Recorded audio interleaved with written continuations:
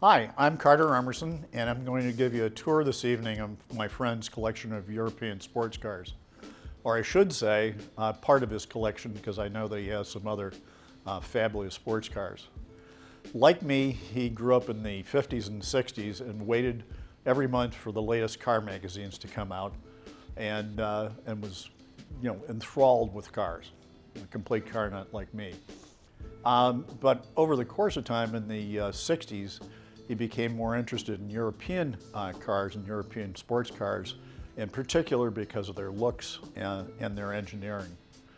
One of the things I think is great about my friend's collection and my friend, the collector, is that he really drives these cars. As we go through here, I'm going to tell you not just about the cars, what the displacement is, the horsepower and the like, but the driving impressions, which I think is really, really fun. So with that, let me go ahead and start telling you about the cars. Let me tell you about our first car that we're going to talk about in the collection tonight. This is a 1938 Bugatti Type 57C Stelvio. The C stands for compressor, which is what they called superchargers in Europe in the 1930s. We think this one didn't start out as a C, but the compressor was added sometime later. Bugatti, and I'll come back to what Stelvio means in a minute. First of all, let me point out the grille, the radiator shell. The classic Bugatti horseshoe-shaped grille. And if you look at a brand new one, like a Chiron or a Veyron, guess what? In the front of a 250-mile-an-hour car, still has the horseshoe-shaped grille. Bugatti was started out, probably in the teens, but by the 1920s was a super successful race car manufacturer. They didn't win scores, they won hundreds of races in the 20s. Now this is by no means a race car, this is more of what I would call a grand touring car. Let me show you something though that I think is really a cool thing about this car. And as I'm doing this, I'm going to remember to tell you about Stelvio. So the Stelvio part of the name is about the Stelvio Pass. Stelvio Pass is a windy road between Italy and Switzerland that has something like 45 hairpin turns. The thing I wanted to point out to you here, just the craftsmanship on these cars. I don't know if you can see on the firewall, the entire firewall is turned. That means somebody took this piece of aluminum with something like a drill press and made every single one of these little circles. But if you look at how beautiful the engine is, they didn't have to do this. They did some sort of a finish as well on the cam covers and the rest of the engine. So it's just plain gorgeous. We'll come back in a minute and talk about coach built, but this car is a coach built car by a company called Outlaw. In terms of driving, my friend tells me this car is really drivable, eminently drivable. This is the kind of car on a nice day, like today, you could get out and drive very easily. Now he did one thing to it to make it more drivable, more enjoyable, which is he put a electronic overdrive into the car, so it has essentially like a fifth gear. So at speed, 60 or 70 miles an hour, it's not revving like crazy, it's not quite so loud and so forth. But again, like I said, probably my epitome of a grand touring car from the pre-war era. So here's another pre-war car. This is an Alfa 6C 1750, 1.75 liter, very small engine. Alfa 6-cylinder C for compressor once in a while. The 6C 1750, this is 1932, but came out in 1929 and were just super successful.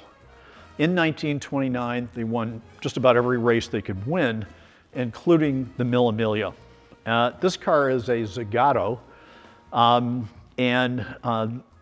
let me talk a bit about coach-built cars. I said this one was. Pre-war, in the beginning, a lot of companies would sell a bare chassis, just the chassis and the seats and the engine, And wealthy people would go ahead and say, I want to have a custom body built for this thing. I want to have something different, something that's faster, something that's lighter. Well, Zagato is one of the few companies that's around. There were many of them pre-war, but many of them passed along the way because people didn't want to pay the upcharge for a coach-built car, and the car manufacturers themselves came up with better and better looking cars and so forth. But this is truly a coach-built car by Zagato, and we're going to come to another Zagato car later.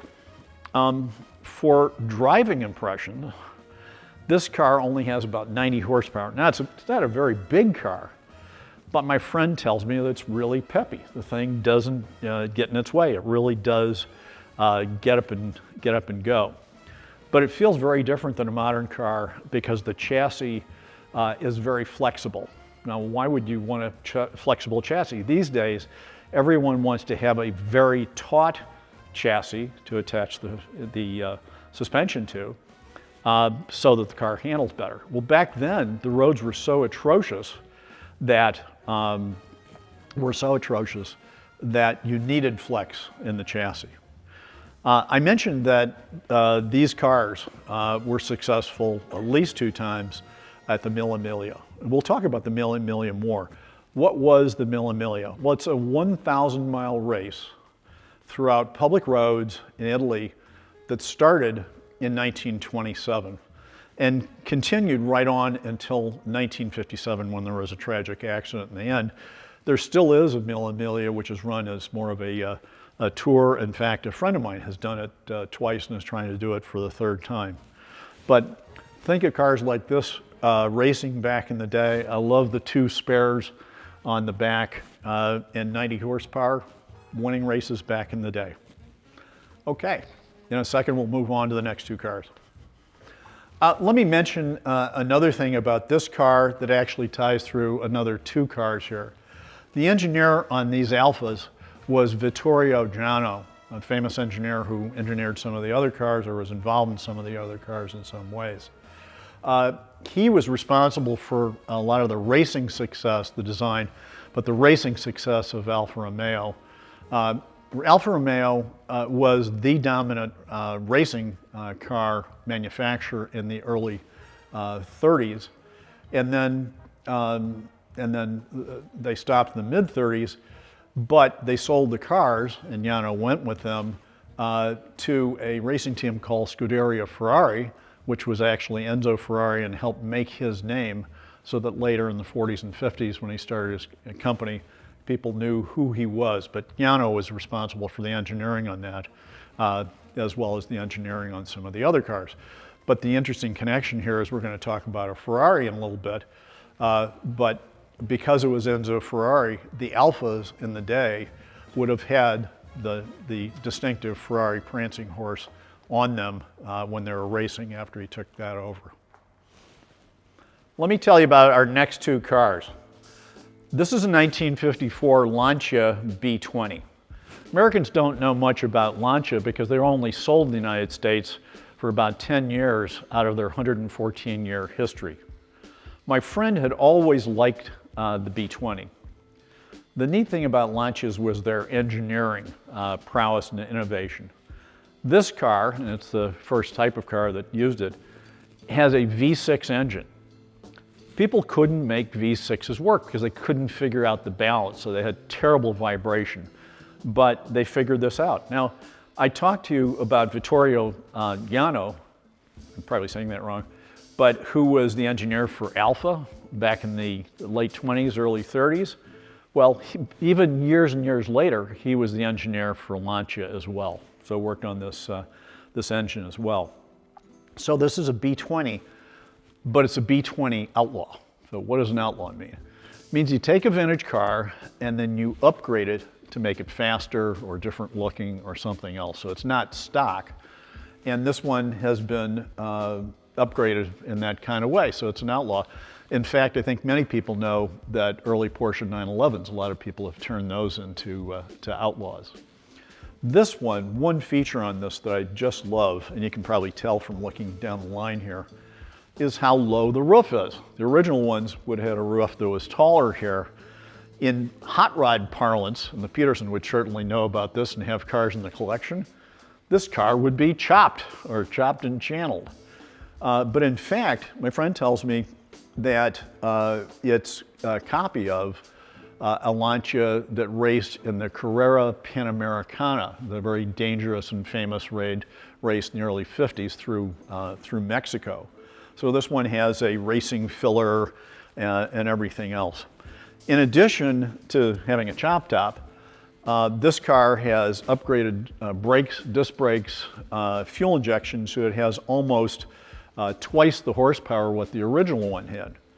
Well, the original one only had about 85 horsepower, and nonetheless, and this is a testament to its handling ability, a B20 came in second in the Mille Miglia, I think it was in 1952, to a Ferrari. So 85 horsepower, the first place car had 220 horsepower, but one of these things came in second.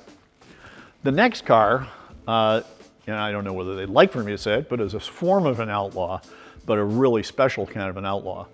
This is a 1992 Porsche 964, which I think was from basically 1989 to 1994, but a company by the name of Singer has, quote, reimagined the 911 Porsche with this. Basically anything you could touch on this car has been re-engineered. For example, the entire body is carbon fiber to save weight. It's 500 pounds lighter than a regular 911 from that time. It has a 4.0 liter engine with 150 horsepower more than the original. So, but nonetheless, if you look at it, it looks a lot like, in fact, something we're going to come to a little bit later, looks a lot like a classic 911. So I think this car's just terrific. If you ever get a chance to see one of these things up close, obviously, you know, great lines and so forth. The fender bulges, has a roll bar and everything else. But look around at other stuff. There's so much hand work on this thing. The handicraft on this car is just phenomenal. You start seeing little things, like I said, everything's been changed in the car, and it's just that much. I can't imagine how many thousand hours go into making one of these things, and for that reason, they're really rare. Anyway, that's all I have on this one. We'll move on to the next car. Okay, let me tell you about the next two cars, which, as different as they might look, have a lot in common. They are analog cars. That is to say, cars today are all computers and digital and so forth. Both of these cars are analog. This is a race car, purely a race car. It's a 1952 Jaguar C-type, and between 1951 and 1953, I think they made about 53 of these things. They were very successful at Le Mans. They won Le Mans twice. They won in 1951 and 1953. They were also successful in the United States as well. This particular car, this very car, was imported to the United States and driven by Phil Hill, one of the most famous American race drivers. He won the Formula One World Championship, one of only two Americans. The other was Mario Andretti. And he also won Le Mans 5 times. So when you look at this car, when you look at the seat, that's where Phil sat in this car. I said they were successful at Le Mans. These cars were the first car to record a speed of over 100 miles an hour over the 24 hours of Le Mans. So let's move on to the second car, as different as it looks. This is becoming a very famous car. It's a Mclaren F1. Mclaren F1, this is a 1997. I think they started in 1995. Gordon Murray, who was a very successful Formula One engineer, designer, wanted to make the best car in the world, the best sports car in the world, and developed the F1. This car has a 6-liter BMW V12 engine, putting out over 600 horsepower, and it's a very light car. It's only 2,600 pounds. One of the unique things on this, and I'll show you on the other side here in a minute when you can come in, is the seating position. The driver's seat is in the center, and you have room for passengers on either side. I know of only one other car, and it's a one-off that has that setup. This car, think about this. We've talked about Le Mans a lot. How hard is it to win Le Mans? Well, how long did it take Ford, throwing equivalent of billions of dollars today, to do that? Years. The F1, some customers came along. I think there were 106 F1s built. And some customers came along and said, could you build us a racing version of this? And they did. So in the very first year they went to Le Mans, they came in first, third, fourth, and fifth. And that's the first time out. And that's the last time a road car, set up for racing, was able to beat pure race cars at Le Mans. Let me show you something fun here. And I don't know whether you can get in and see I'll get out of your way, but see the center seat. But then I'm going to show you something else if you can get in and see this. My friend tells me that the car's actually very comfortable. He's put over 10,000 miles on this car and takes it on long, long tours. He typically doesn't drive it day to day on the street and take it to the grocery store, but takes it on long, long drives and says it's very, very comfortable. Let me show you something else here, which is kind of fun. I'll shut this, but I think it's kind of fun to see.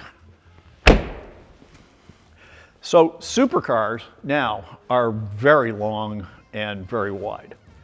This car, if you look down the line, isn't much bigger or isn't any bigger than a lot of them. It's like the size of a 911. But you can actually get 3 people into it, and here's what's cool. It actually has room for luggage. And there's another compartment, my friend tells me, on the other side that's even bigger than that.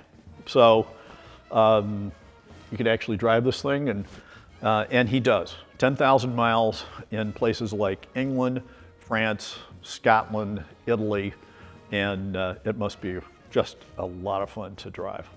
Now look at this. Why is it that way with this gold? Well, these are catalytic converters, 4 great big catalytic converters, and they generate a lot of heat. So you've got a gold-plated thing right here to dissipate the heat.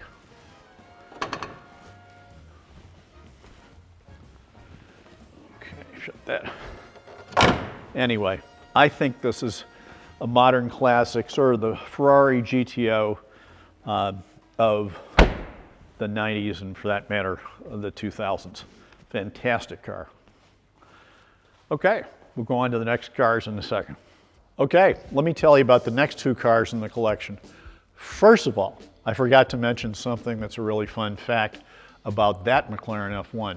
Remember we talked about the Stelvio Pass with something like 48 hairpins in Italy? Well, my friend drove that F1 in the Stelvio Pass. So, what do we have here now? We've got another Porsche, but this is a 1973 Porsche Carrera, RS Carrera. And so what Porsche did, I think this may be the granddaddy of the 911s that became so successful in racing, all the way up through the 934 and the 935. But because what they did was they took the 1973 911S, which I think had about 180 horsepower, lightened it a lot, and increased the engine size to 2.7 liters, which gave it 210 horsepower. And they added the famous ducktail spoiler. So in a way, this car looks a lot like the Singer, and the Singer sort of evocative of this thing. These were very successful as racers, and I just think they're really, really neat cars. The Outlaws that I mentioned are Porsches. Everybody's copying these things, taking regular 911s and turning them into Carrera wannabes. So Carrera, by the way, because Porsche also participated in the Carrera Panamericana. That's where the name comes from on that. The next car that we're going to talk about is this 1973 Ferrari Daytona Spider, or GTS 4 for 4-cam.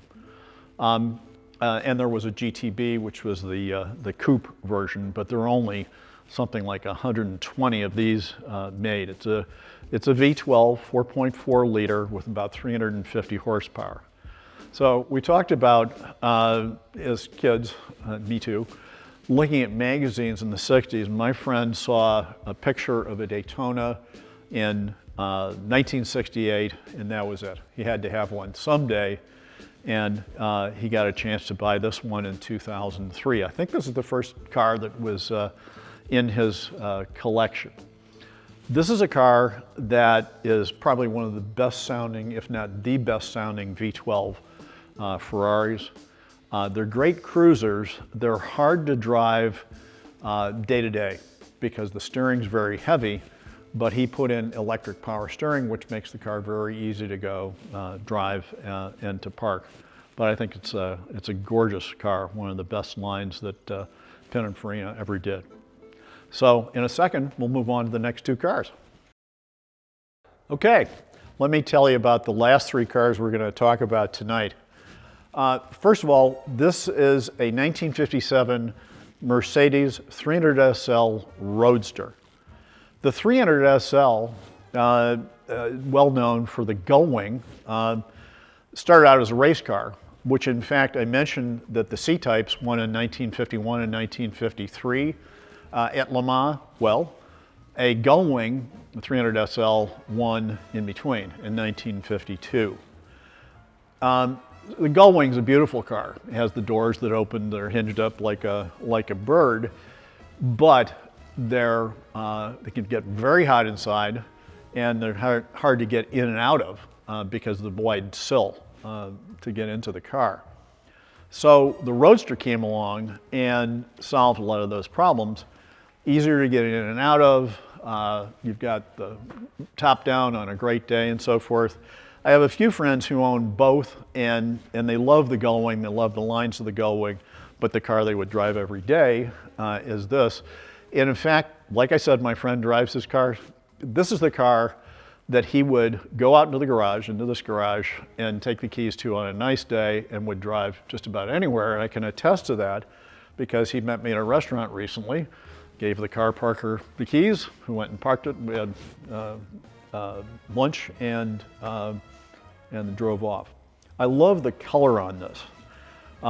It's just, I don't know what to call this color. It's just this fantastic light color. And these cars are just gorgeous inside too, very drivable. One of the things that amazes me about these things, I don't know if you can see this famous thing on the fender along here, but one of the things that amazes me on this car, this is a pretty heavy, luxurious car, but they get up and go. It's got a 3-liter engine. That's only 183 cubic inches, but they do really move, which is pretty cool. So let me go from this. You know, these cars were very expensive in the day, by the way. They were like $10,000, triple the price of a Corvette, but yet they sold something like 1,200 of the 300 SLs. All right, moving on to the next car. There's a lot of rare cars here. This is really rare.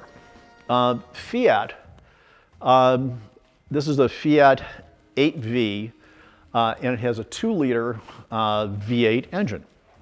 Let me back up for a minute. Why is a V8 not called a V8? Well, the Fiat company thought that Ford had a trademark or copyright on the name V8, so they made it an 8V. So they were going to make a family sedan and built a couple hundred V8 engines, but then abandoned the project, didn't do the family sedan.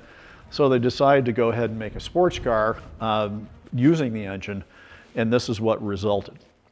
They didn't wind up using all the engines, and then they sold the remaining ones to another company by the name of Fiat, which was a beautiful car called the 208S. One of the neat things about this car that's surprising, because my friend pointed this out to me, and you won't be able to tell, but let me just describe it to you. This is a little car, but when you get into it, there's actually a ton of room. And I don't just mean stuff in the back. You actually have a real feeling of volume in here. So this car's, really drivable. You don't feel cramped in it. You can actually see out of it quite well. It's so drivable that my friend took it to Colorado and drove it on a 1,000-mile tour. This car, remember we talked about Zagato before? This car is also a Zagato-bodied car. So let me go down now to the final car in the collection that we have tonight. This is a Bentley, 4.5 liter, 4.5 liter Bentley. Bentley was super successful. We keep talking about Le Mans. Bentley was so successful in the 1920s. They won Le Mans 5 times in the 20s. The car company was started, I think, in 1919 and basically effectively ended as it was at that time in 1930 when it went bankrupt. These are big cars, and they're heavy cars, and they're hard to master, as my friend told me.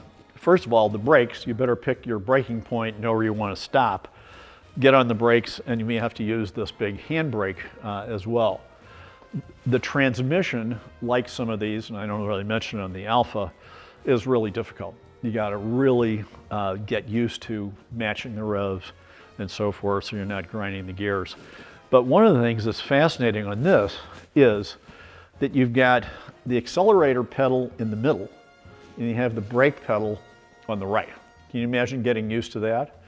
And then the clutch on the left. So accelerator in the middle. Now, what he tells me is that gives you a lot of satisfaction when you've actually mastered it. I'm not sure I'd like to try that going off in a rally for the first time. But he tells me once you get going, maybe it's the muscle memory, you do get used to it. There's a very active Bentley, W.O. Bentley, that was the name of the founder, and that's what these old cars are called, W.O. Bentley group, who now do rallies, tours around the country. And my friend participated in one, said it was great fun.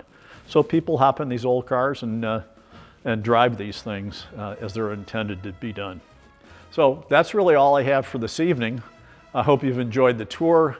Let me finish by saying that my friend, as I said, drives his cars, but he's a collector who really, really uses them. What he told me is he started out buying cars that he liked, that he'd always wanted, like the Ferrari. And then he added another one. And what he thought was eventually he'd wind up with 5 or 6 as he sold off ones that he didn't love anymore. But over time, he found that he was keeping them. And so I guess that made him a collector over time. And I guess he's been pretty successful as a collector. What a great collection.